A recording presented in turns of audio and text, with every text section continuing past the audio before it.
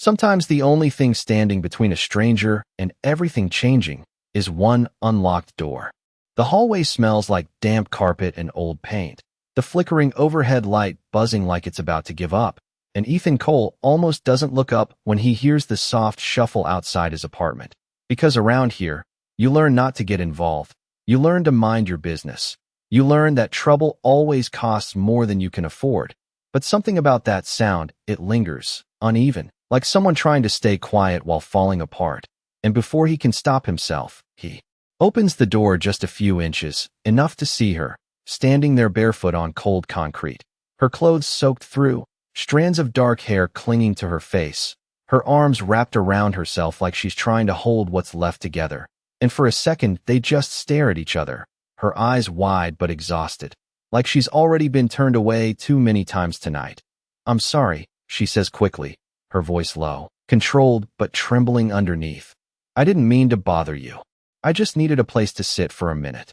And Ethan feels that familiar tension tighten in his chest, the instinct to shut the door, to nod politely and walk away. Because his place isn't much, barely 300 square feet, a cracked window that lets in the cold, a couch that doubles as his bed, bills stacked on the counter like a quiet threat. He's late on rent again.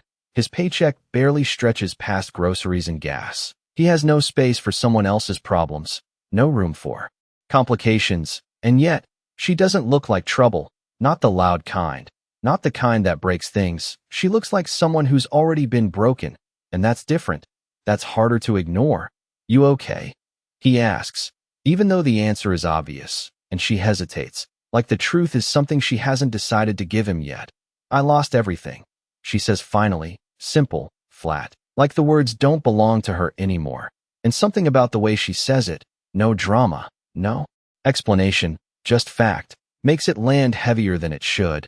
And Ethan exhales slowly, running a hand through his hair, glancing back at his tiny apartment, then back at her, doing the math he can't afford to do, weighing risk against something he can't quite name. And then, before he can change his mind, he steps back and opens the door wider. "It's not much," he mutters, already half regretting it. "But you can come in, just for tonight."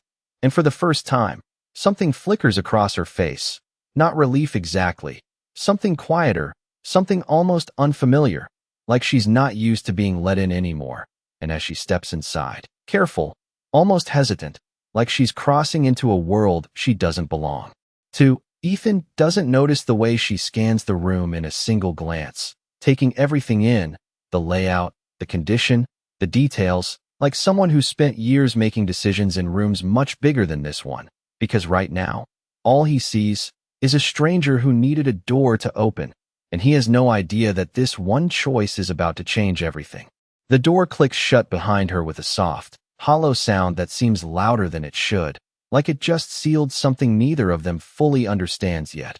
And for a moment, she just stands there near the entrance, not moving, not speaking, water dripping slowly from the ends of her hair onto the worn wooden floor, while Ethan shifts awkwardly, suddenly aware of how small everything looks under someone else's eyes, the narrow space, the single dim lamp, the stack of unpaid bills half hidden under a chipped ceramic mug.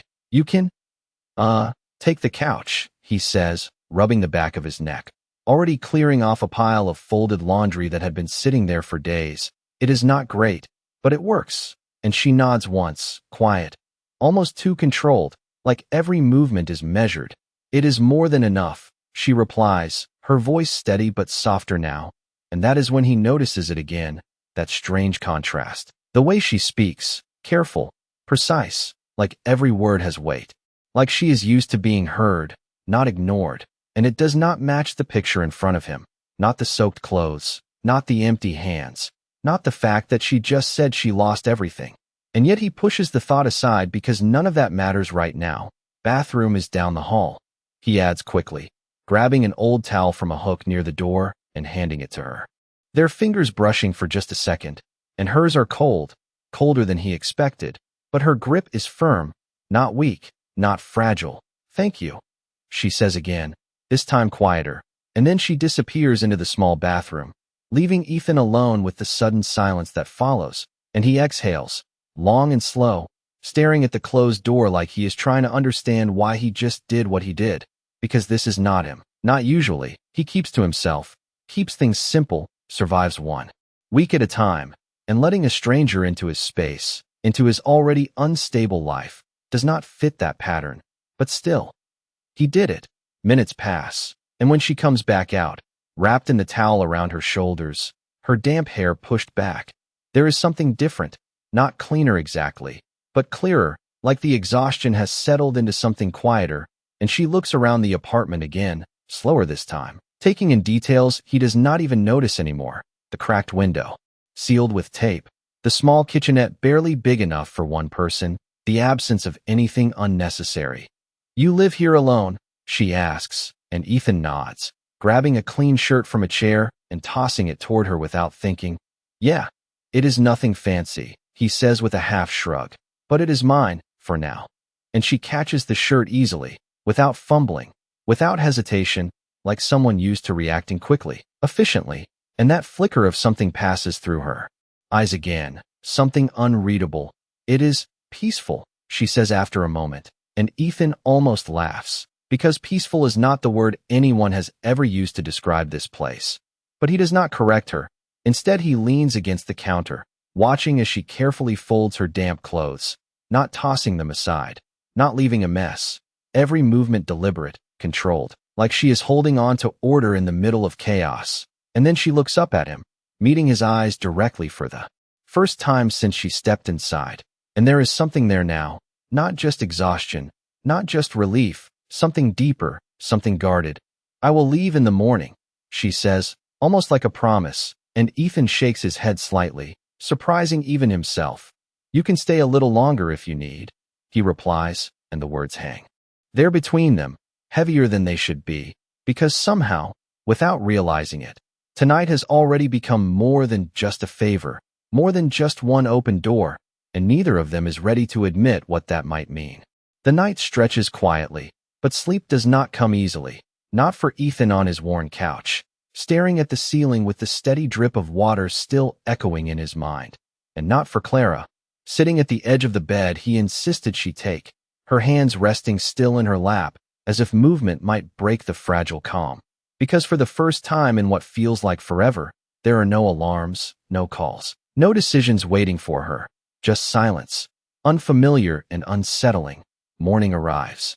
Slowly through the thin crack in the window, pale light spilling across the room, and Ethan wakes first, the smell of something warm pulling him out of sleep, something simple but unexpected, and when he sits up, he freezes for a second, because Clara is in the kitchenette, wearing his oversized shirt, moving with quiet efficiency, a pan in her hand, eggs cooking evenly, no wasted motion, no hesitation, like she has done this 1,000 times, but in places very different from this. "You cook?" he asks, his voice rough from sleep, and she glances over her shoulder, a faint smile touching her lips for the first time. "I know how to survive," she replies, and there is something layered in that answer, something deeper than it sounds, and Ethan watches her for a moment longer, noticing the way she adjusts the flame without looking, the way she organizes the small counter space as if it were much larger, instinctively creating order where there is barely room for it. And again that quiet thought returns, she does not belong in a place like this, but he pushes it aside, taking the plate she hands him. "You did not have to do this," he says, and she shrugs lightly, sitting across from him. "You gave me a place to stay. This is fair," she says, but the word fair feels strange in the air between them, like they are both measuring something neither of them fully understands yet. They eat in a comfortable silence, the kind that does not feel forced, and after a while, Ethan leans back, studying her more carefully now. "So, what happened?" he asks, not pushing, just offering space, and she pauses, her fork hovering for a second before she sets it down, her gaze dropping to the table. "Wrong people, wrong trust," she says simply, and then looks back up, meeting his eyes again, steady, composed. "I built something, and then I lost it."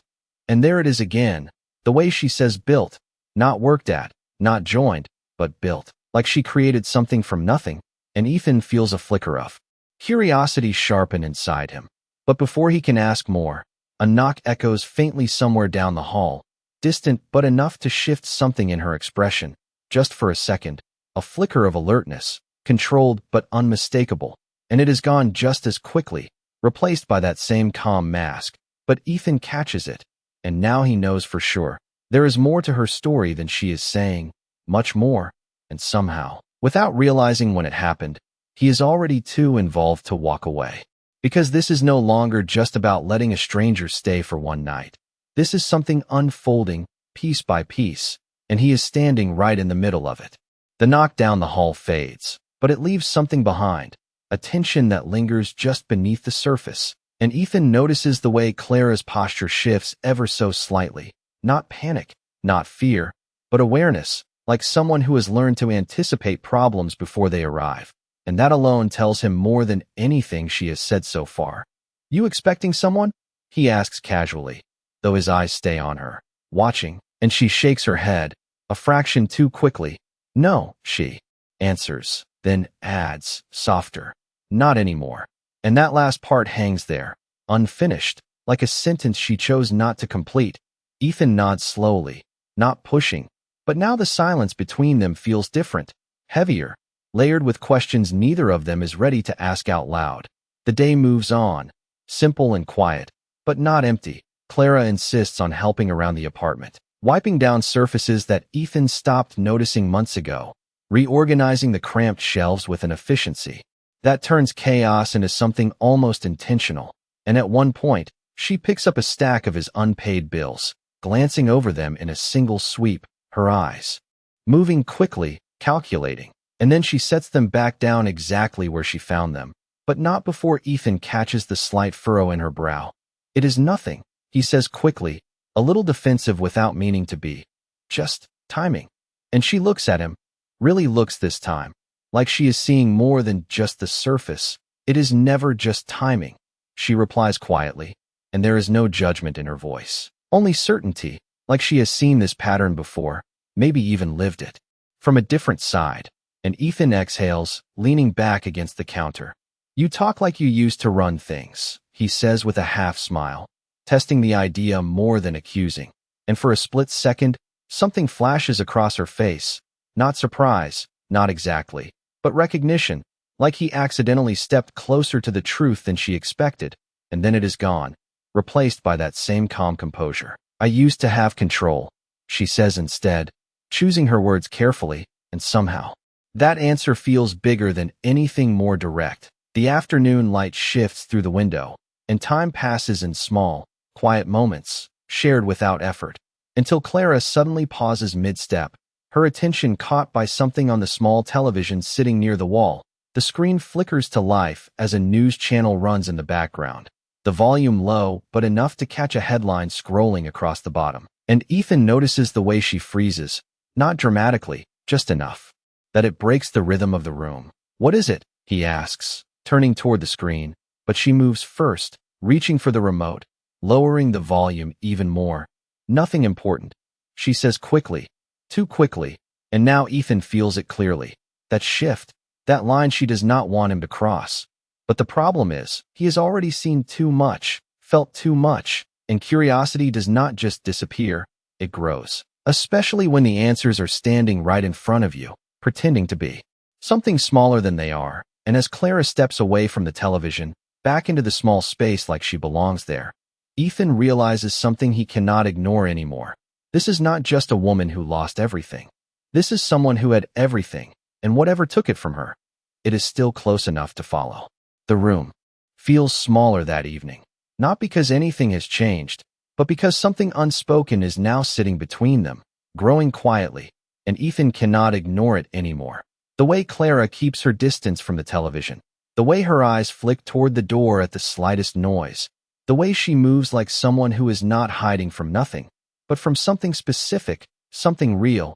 And as the sun dips lower, casting long shadows across the worn floor, he finally breaks the silence. "You saw something on that screen," he says, not accusing, just stating what is already obvious. And Clara pauses near the window, her back to him, her shoulders still, like she is deciding how much truth she can afford to give. "Just news," she replies after a moment. But her voice does not carry the same steadiness as before, and Ethan exhales, shaking his head slightly. You do not react to just news like that, he says, softer now, and for a long second, neither of them moves. Until finally, she turns, slowly, meeting his gaze, and there is something different there now, not just guarded, but tired, like holding everything in place is starting to cost too much. If I tell you, she begins, her voice quieter than it has ever been. It changes things, and Ethan lets out a short breath, almost a dry laugh.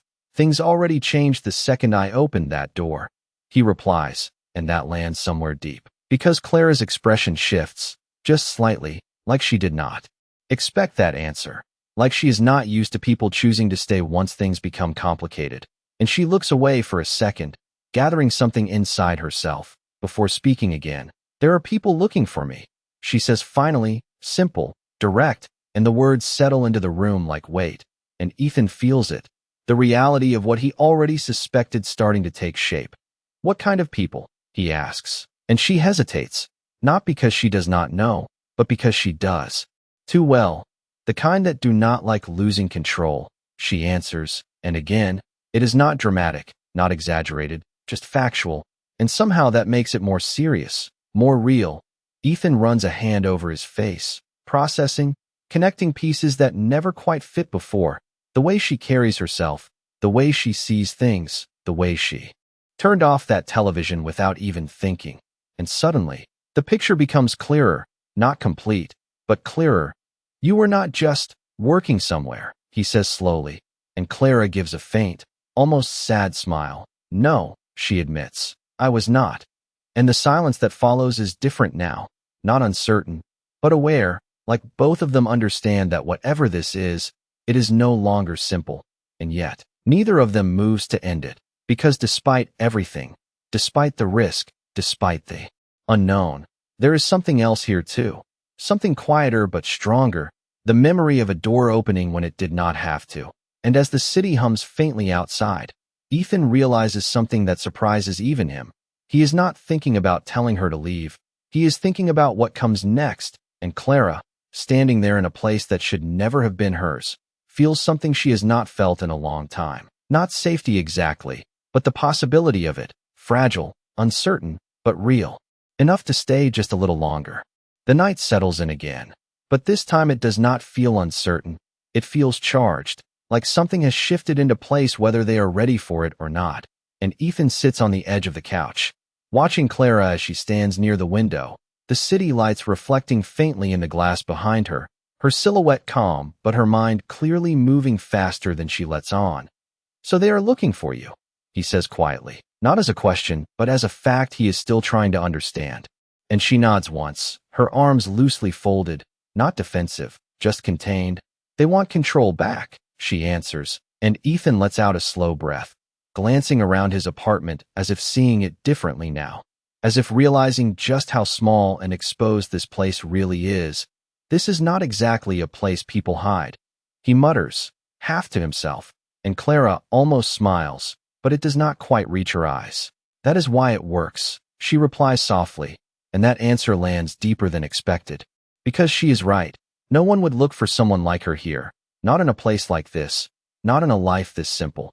And for a moment, they both sit with that truth, the strange safety of being overlooked, the fragile protection of invisibility. But then Ethan leans forward slightly, his expression more serious now. You should leave before it gets complicated, he says, even though part of him does not want to say it. And Clara studies him carefully, like she is measuring something beyond his words. It is already complicated, she replies, and there is no argument in her tone, just clarity, and Ethan shakes his head. No, I mean for you, he says. You do not belong here, not like this. And for the first time, something flickers across her face, something closer to frustration, or maybe truth breaking through. You think I do not know that, she says, her voice still controlled but sharper now. You think I chose this. And the room goes still, because that is the first real crack in her composure, the first glimpse of the weight she has been carrying, and Ethan immediately softens, not backing down, but understanding more now. I did not say you chose it, he replies quietly. I am saying you deserve better than this. And she exhales slowly, her gaze drifting away from him, toward the small space around her. The worn surfaces, the quiet, the simplicity. Better is what cost me everything, she says, almost to herself, and that line lingers, heavier than anything else she has said, because now Ethan understands something else. Whatever world she came from, whatever she built, it was not just taken, it was turned against her, and that changes things. That makes this more than just bad luck, more than just losing a job or a home. And suddenly, helping her is not just kindness, it is stepping into something bigger, something that has consequences. And yet, he does not step back. Instead, he stands up slowly, moving closer but not too close, giving her space while still choosing to stay. Then maybe you needed to lose it, he says carefully, not as judgment, but as possibility. And Clara looks at him, really looks this time, like she is seeing something she did not expect to find here, not in this place, not in someone like him. And for a moment, the tension shifts into something quieter, something almost fragile, because neither of them is pretending anymore. Neither of them is hiding behind simple answers. And outside, the city keeps moving, unaware that inside a tiny apartment, two lives have just crossed into something neither of them can walk away from easily. And for the first time since she stepped through that door, Clara does not feel like she is just passing through. She feels like she is standing at the edge of something new, something uncertain, but maybe something worth staying for, even if just a little longer. The air in the apartment feels different than next morning, lighter in some ways, heavier in others, like something has settled between them that neither of them can undo. And Ethan wakes to the quiet sound of movement again. But this time it is not cautious or uncertain. It is steady, purposeful. And when he opens his eyes, Clara is already dressed in the same borrowed clothes, standing by the small table with a piece of paper and a pen he did not even remember leaving out, her posture straight, her focus sharp, like the exhaustion has been replaced by something else entirely, something closer to intent. "You are up early," he says, pushing himself up from the couch, and she glances over, her expression composed but no longer distant. "I am used to starting before everyone else," she replies. And there it is again, that glimpse of the person she used to be, not just someone who lost everything, but someone who once stayed ahead of everything. And Ethan walks over slowly, noticing the paper in front of her, numbers, small notes, quick calculations written with a precision that feels out of place in his cramped apartment. "What is that?" he asks, and she hesitates for a second, then slides the paper slightly toward him. "Your bills," she says simply, and Ethan lets out a short breath, almost amused, almost defensive. "You did not have to do that," he says, but he still looks. And what he sees makes him pause, because it is not just a list, it is a plan, organized, prioritized, with solutions written in the margins like she already knows how to fix problems that have been weighing on him for months. "You can negotiate this one," she points lightly, tapping the page. "Delay that one by 2 weeks. And this," she pauses, glancing at him. "This is costing you more than it should." And Ethan blinks, trying to catch up, because this is not guesswork. This is strategy, and it is precise, confident-like. She has done this before on a much larger scale. And suddenly, the gap between who she says she is and who she actually is feels impossible to ignore. "You said you lost everything," he says slowly, looking up at her. "Not that you used to run numbers like this." And Clara holds his gaze for a moment, then looks away, not avoiding, just choosing her response carefully. "Losing everything does not mean forgetting how it worked," she says quietly, and that answer lands deeper than expected, because it carries both truth and something heavier behind it.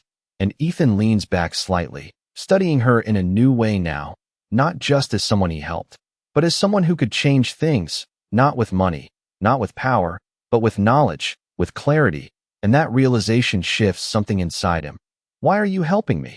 he asks, not suspicious, just genuinely trying to understand. And Clara's expression softens just a fraction. "Because you helped me first," she answers, simple, direct, and for a moment, that is enough. But then she adds, almost as if she cannot stop herself, "And because this is something I can still control." And there it is again, that underlying truth, that she is rebuilding something, not out there in the world that took everything from her, but here, in small ways, in quiet spaces, and Ethan feels it, the shift, the connection growing stronger, not built on secrets anymore, but on something more real, more grounded. And as he looks at the paper, again, at the plan she laid out so effortlessly, he realizes something he did not expect. This is no longer just about letting her stay. This is about what happens when someone who used to have everything starts building again from nothing. And he is standing right there, watching it happen, one small decision at a time. By the afternoon, something subtle but undeniable has changed inside the apartment, not in the furniture or the space itself, but in the way it feels, more alive, more intentional, like the air has direction now, and Ethan notices it in small things first. The way the table is no longer cluttered but organized. The way the light from the window is no longer blocked by random objects. The way even the silence feels less heavy. And it all traces back to her, to Clara, who moves through the space like she is not just passing time, but reshaping it. And he finds himself watching her more often than he expects, not out of suspicion anymore, but curiosity, because every action she takes reveals something new, something that does not belong to the version of her she has shown him, and yet somehow fits perfectly with the person he is starting to see. You ever think about doing something different? She asks suddenly, breaking the quiet as she leans lightly against the counter, her eyes on him but her tone casual, almost like she is testing a thought out loud.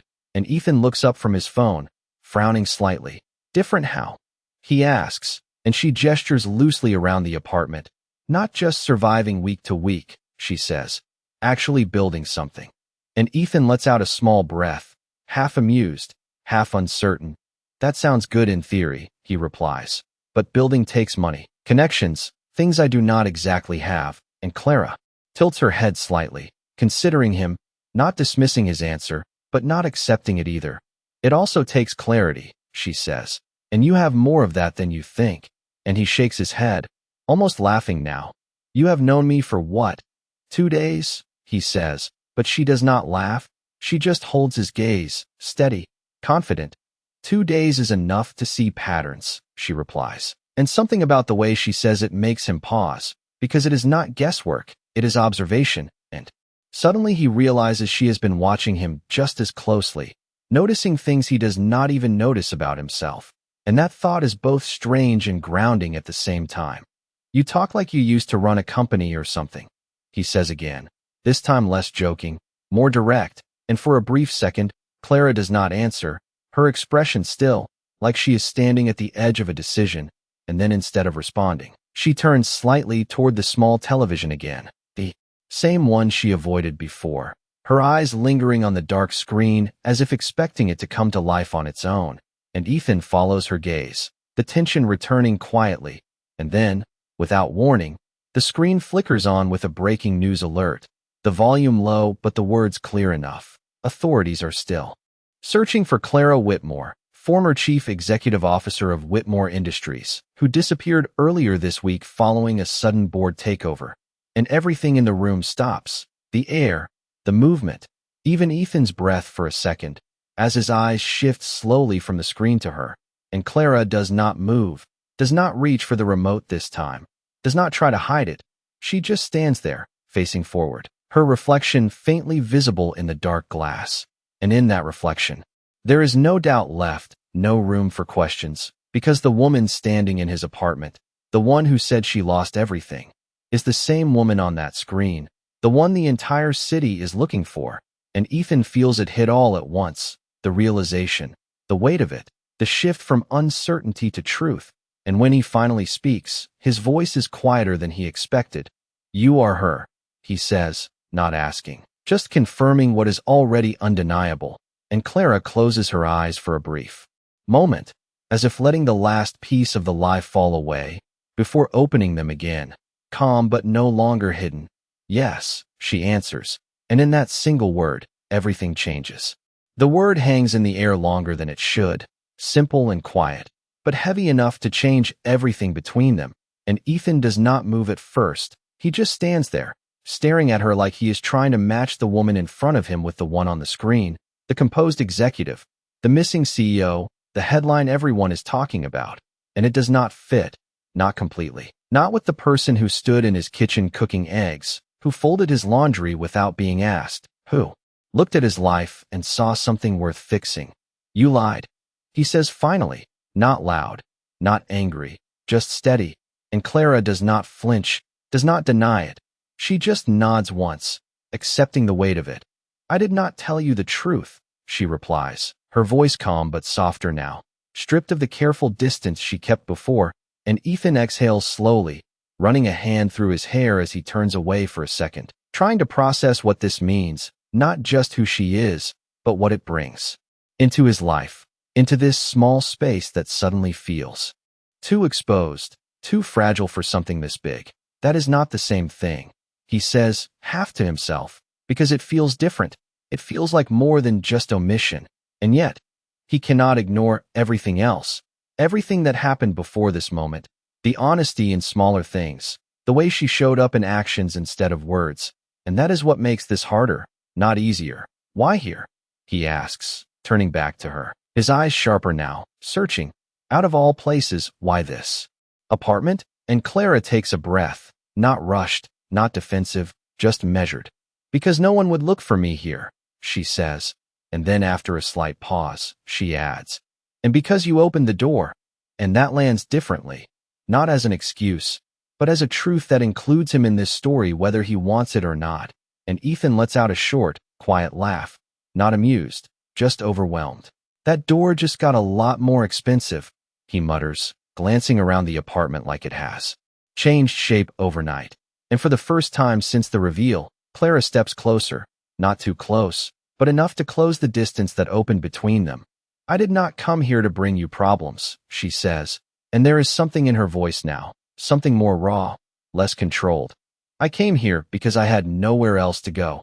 And that is the part he cannot ignore, the part that strips away the title, the status, the headline, leaving just the person underneath. And Ethan looks at her again, really looks this time, not at the CEO, not at the woman on the screen, but at the one standing in front of him, tired but steady, broken but not defeated.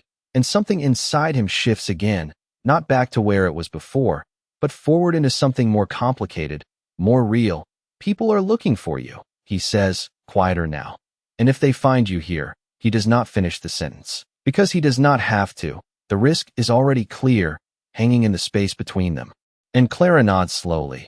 I know, she says, and then, after a brief pause that feels heavier than everything before it, she adds, that is why I should leave. And for a second, everything stills, because that is the logical choice, the safe choice. The one that protects him, protects what little stability he has left, and Ethan knows it. He knows he should agree, should open the door again, and let this end before it grows into something he cannot control. But when he looks at her, when he sees the way she stands there, not asking him to stop her, not expecting anything, just accepting what comes next, he realizes something he did not expect. He does not want her to go. Not like this. Not yet. And the silence stretches just long enough to matter, because whatever he says next is going to define everything that follows. The silence stretches just a second too long, long enough for Clara to take a small step back, like she has already made peace with leaving before he even answers. And Ethan feels that movement more than he expects, like something is slipping away before he has decided what to do with it.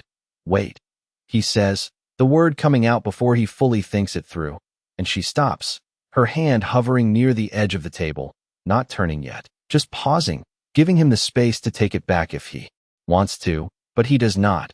He exhales slowly, running through everything in his head, the risk, the reality, the fact that this is no longer just a stranger passing through. This is someone the entire city is searching for, someone who brings complications he cannot measure.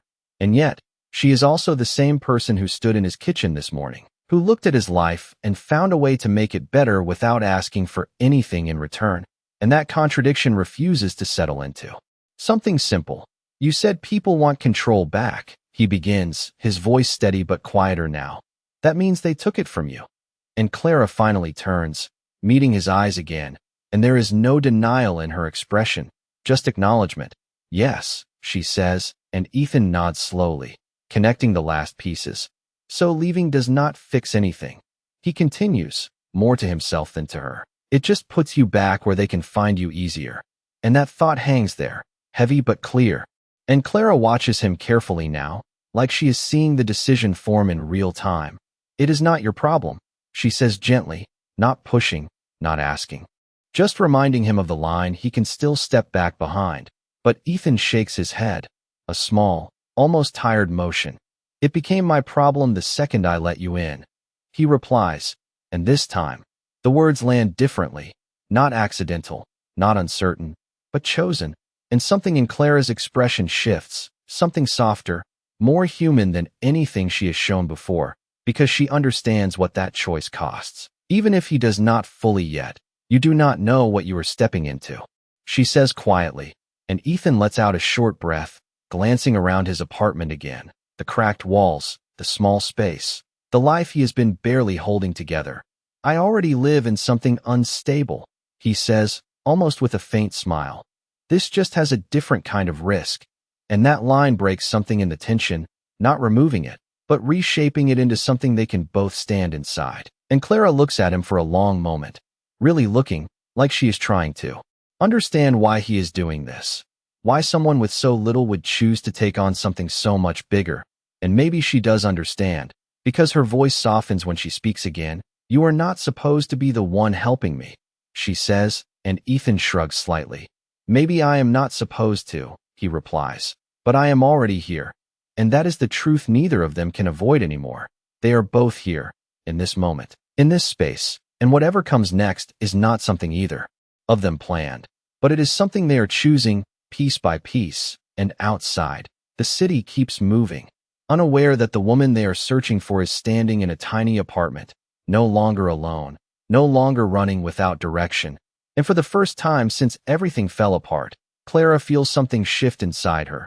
Not control, not yet, but something just as powerful, the possibility of rebuilding. Not from the top down, but from the ground up, starting with one decision she did not expect, staying. The decision settles between them quietly, but its impact grows with every passing second, shaping the space into something neither of them can ignore anymore. And for the first time since she stepped through that door, Clara does not look like she is preparing to leave. She looks like she is recalibrating, adjusting to a reality she never expected to accept, and Ethan notices it in the way she straightens slightly, in the way her eyes shift from uncertainty to focus, like a switch has been flipped somewhere deep inside her. If I stay, she says slowly, her voice steady but deliberate, then I do not hide. I plan.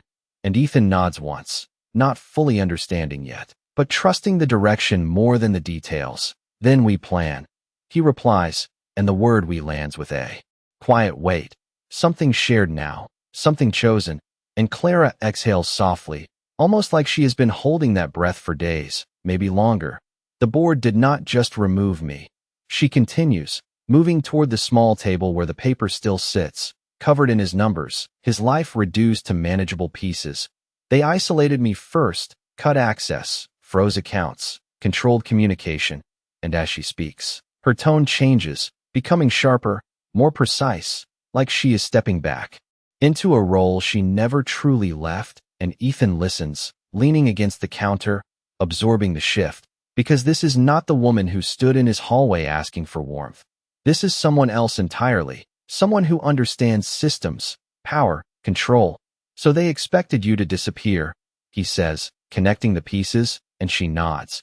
Or to come back on their terms, she adds. And there is something colder in that sentence, not fear, but clarity, like she has already mapped out the situation from every angle. But you didn't either, Ethan says, and for the first time, there is the faintest hint of something like a smile on her face. Not light, not easy, but real. No, she answers, I ended up here. And again, that unexpected truth hangs between them, because out of everything that could have happened, this is not what either of them would have predicted, and yet it is exactly where they are, and now, instead of running from it, they are stepping into it. Together, Clara picks up the paper again, but this time, her focus is not on his bills. It is somewhere else, somewhere bigger, and Ethan can see it, the shift in scale, the way her mind moves beyond the room, beyond the apartment, towards something she is starting to rebuild piece by piece. They think I have nothing, she says quietly, more to herself than to him. No access, no leverage, no visibility. And Ethan crosses his arms, watching her. Do you he asks, and Clara looks up at him. And there is something different in her eyes now, something stronger than before, not the confidence of someone who has everything, but the determination of someone who knows exactly what was taken and exactly what it will take to get it back. Not nothing, she replies. And then she gestures slightly toward him, toward the space around them. I have time, and I have perspective. And that answer surprises him, not because it sounds impressive, but because it sounds real, grounded in something he understands, something that exists even here, in this small apartment. And for a moment, the difference between their worlds does not feel so wide, because they are both starting from a place of rebuilding, just at different scales. And Ethan lets out a slow breath, pushing off the counter, stepping closer to the table. Then we start small, he says, and Clara nods. Once, firm, decisive. We start where they are not looking, she agrees. And as the plan begins to take shape, not fully formed but alive, something shifts again, deeper this time. Because this is no longer about hiding or waiting. This is about moving forward, quietly, carefully, but with intent. And outside, the city continues its endless motion, unaware that somewhere inside a small apartment, the woman they think they erased is already finding her way back, not through power or status, but through something far more dangerous: patience, clarity, and a choice she did not expect to make, trusting someone who saw her before she was anything at all. The plan does not come together all at once. It builds slowly, piece by piece, like everything else between them. And by the next morning, the small apartment feels less like a hiding place and more like a starting point, not comfortable, not secure, but intentional. And Clara is already at the table again. The same sheet of paper now filled with new layers, names, timelines, fragments of a system she is reconstructing from memory, while Ethan stands nearby, watching the process with a mix of curiosity and disbelief. Because what she is doing is not guessing.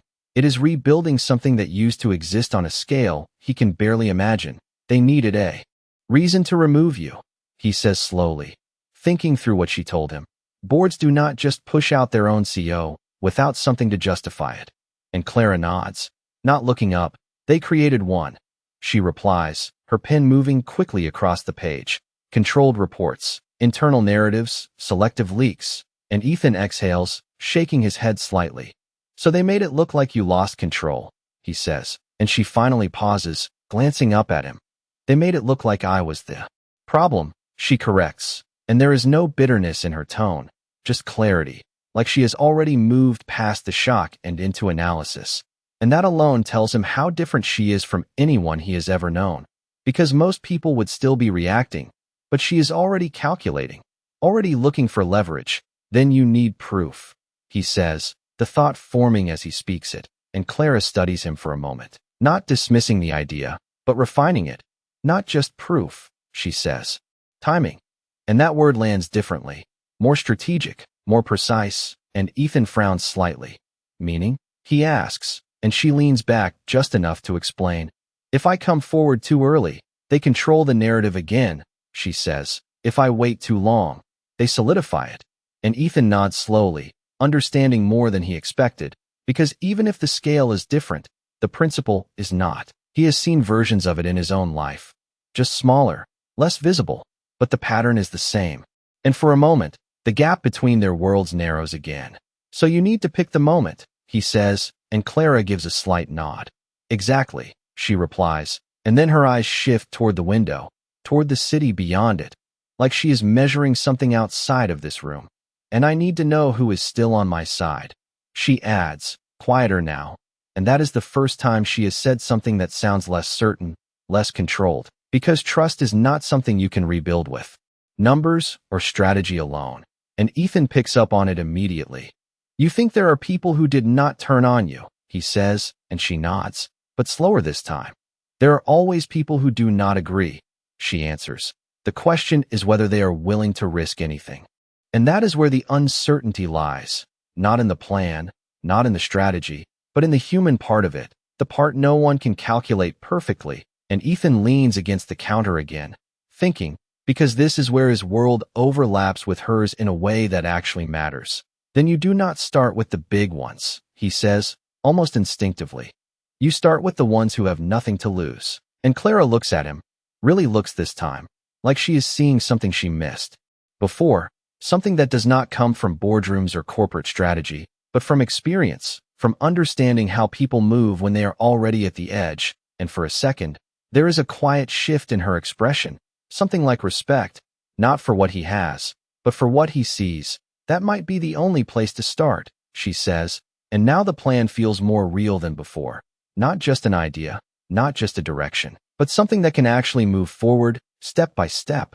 And as they stand there in a space that should have been too small for something this complex, something unexpected takes shape.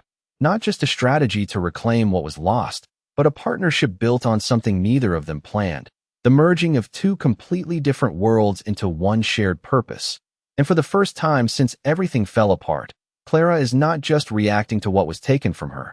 She is actively building her way back, and she is not doing it alone. The plan becomes real the moment it leaves the table, because ideas are safe inside four walls, but action carries risk, and by late afternoon, Clara is no longer just analyzing.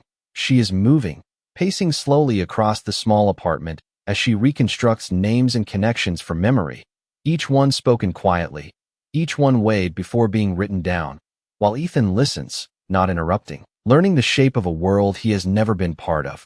If they isolated me, they had to consolidate quickly, she says, more to herself than to him, which means someone stepped up fast, and Ethan nods, following her logic now. Someone who already had influence, he adds, and Clara stops, turning toward him with a look that confirms he is keeping up. Exactly, she replies, and then she circles a name on the page, not pressing hard, but with certainty. Daniel Hayes, she says, and the name carries weight even without context. He was always close to the board, always patient. And Ethan leans forward slightly, studying the paper.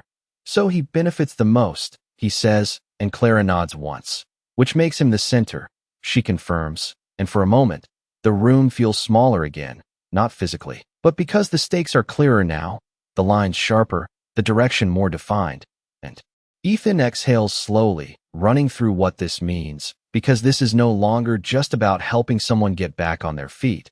This is about stepping into something structured, calculated, and far beyond his normal reality. Then what is the first move? He asks, and Clara does not answer right away. She looks at the list, then at the window, then back at him, like she is aligning everything into one clear step. We do not go after him directly, she says finally. We go after the cracks around him. And Ethan frowns slightly. The ones who have less to lose, he says, repeating what they already built together, and Clara gives a small nod. The ones who were pushed aside when he took control, she adds, and now the plan feels sharper, more focused, not broad or abstract, but targeted, deliberate, and Ethan straightens slightly, feeling something shift inside him too. Not fear, not exactly, but awareness, because he knows this is the point where things stop being reversible. And if they find you before that? He asks, and Clara meets his eyes, calm but unwavering. Then I face it, she says, and there is no hesitation in her voice, no doubt, just acceptance of what that would mean. And Ethan studies her for a second, realizing that this is who she has been all along, not just someone who lost everything, but someone who knows how to stand in the middle of uncertainty without stepping back. And something about that settles his own hesitation, not removing the risk, but making it easier to carry. Then we move fast, he says, and Clara nods, firm this time. We move smart, she corrects gently, and that difference matters, because this is not about rushing. It is about precision, timing, choosing each step carefully, and as the sun dips lower, casting the apartment in a softer light. The contrast between their worlds feels smaller than ever, not because it disappeared, but because it no longer defines them the same way. And Clara looks around the space once more, not as someone hiding, not as someone passing through, but as someone who started again here, in the smallest place possible. And as she turns back to the table, to the plan, to the next step, there is a quiet certainty in her expression, because everything she lost did not disappear, it was taken, and now, piece by piece, she is taking it back, not with power or status, but with something stronger, clarity, patience, and a choice she never expected to matter this much. trusting the one person who saw her before the world knew her name and chose to stay anyway.